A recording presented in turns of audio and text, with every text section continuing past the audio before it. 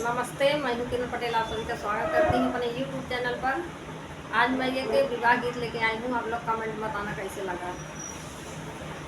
उगताई की सूरजू बाहुतनी कला गई, बाहुतनी कला गई। अरे डूबताई की लाल गुलाल रे लाल नवा। अरे डूबताई की लाल गुलाल रे लाल नवा।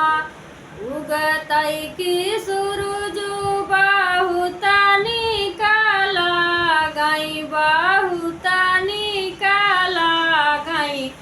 अरे डूबताई की लाल गुलाल रे लाल नवा। अरे डूबताई की लाल गुलाल रे लाल नवा। कैसे के आई बहिनी तोहरे का देसवा। यार तोहरे का देसवा। यार सासू तोहरे बड़ी बाकी रे लाल नवा। यार सासू तोहरे बड़ी बाकी रे लाल नवा।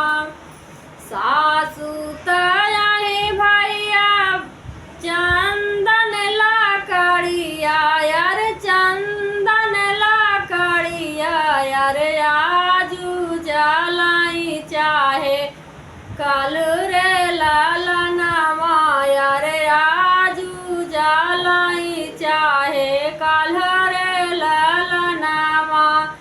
उगताई की सूरजू बाहुतनी कला गई, बाहुतनी कला गई। अरे डूबताई की लाल गुलाल रे लाल नवा। अरे डूबताई की लाल गुलाल रे लाल नवा।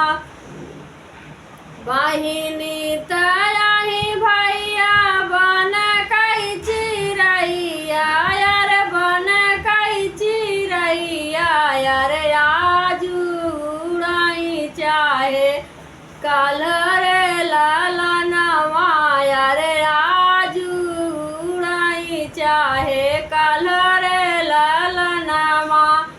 उगताई की सूरजू बाहुतनी कला गई, बाहुतनी कला गई। अरे डूबताई की लाल गुलाल रे लाल नवा। यार डूबताई की लाल गुलाल रे लाल नवा।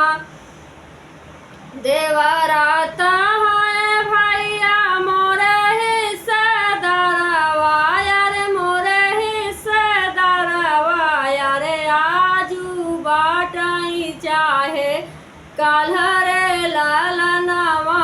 यार आजू बाटाई चाहे कल रे लाल नवा।